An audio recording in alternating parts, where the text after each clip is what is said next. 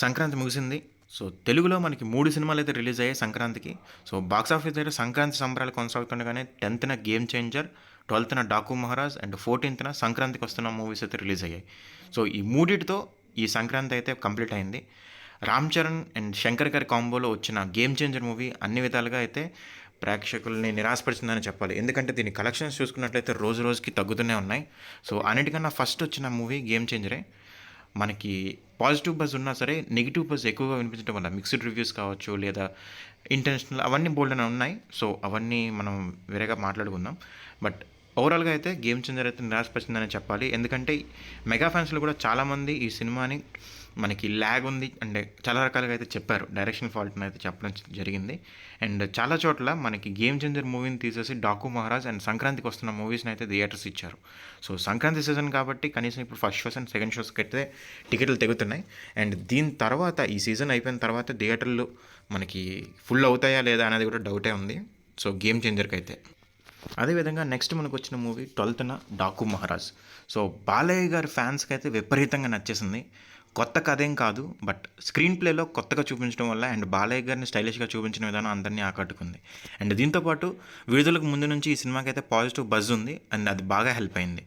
And మెయిన్గా అయితే మాత్రం గేమ్ చేంజర్ మూవీకి డిజాస్టర్ టాక్ రావడం అండ్ చాలా వరకు షోస్ కూడా దీనికి యాడ్ అవ్వడం కూడా మనకి చాలా అడ్వాంటేజ్ అని చెప్పాలి 'డాకు మహారాజ్'కి. మార్నింగ్ షోలకి అయితే జనాలు కొంచెం తక్కువ ఉంటున్నారు కానీ ఫస్ట్ షోస్ అండ్ సెకండ్ షోస్కి అయితే హౌస్ఫుల్ అవుతున్నాయి. సో సంక్రాంతి సినిమాల్లో లాంగ్ రన్కి ఛాన్స్ ఉన్న సినిమా అయితే ఇదే అని చెప్పుకోవాలి. అండ్ సంక్రాంతి విన్నర్ కూడా 'డాకు మహారాజ్' అయ్యే ఛాన్స్ అయితే చాలా ఎక్కువగా ఉన్నాయి. సో సంక్రాంతి సీన్ అయ్యాక మనకి దాని ఫైనల్ రిజల్ట్ అయితే తెలుస్తుంది. అండ్ దీని తర్వాత మనకు సంక్రాంతి రోజున రిలీజ్ అయిన 'సంక్రాంతికి వస్తున్నాం'.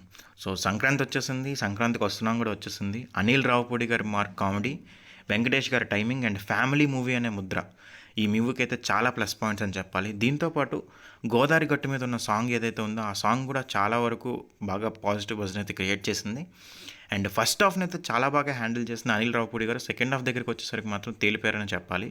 అండ్ దీంతోపాటు కిడ్నాప్ డ్రామా ఏదైతే ఉందో అంతగా మనకి ఇంట్రెస్టింగ్గా జరగలేదు.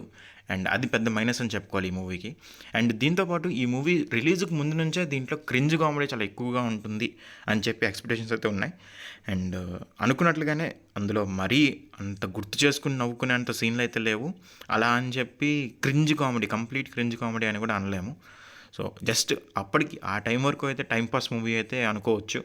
అండ్ కాకపోతే సంక్రాంతికి వచ్చిన మూవీస్ అన్నింటిలో ఫ్యామిలీ ఇమేజ్ ఉన్న మూవీ ఇది ఒకటే కాబట్టి పండగ సీజన్ అయితే బాగా క్యాష్ చేసుకోగలుగుతుంది. అండ్ ఈ మూవీకి రాంగ్ రన్ ఉంటుందా లేదా అనేది అయితే మనం చూడాల్సి ఉంది. ఎందుకంటే సంక్రాంతి సీజన్ ముగిసాకే దీని గురించి చెప్పగలం.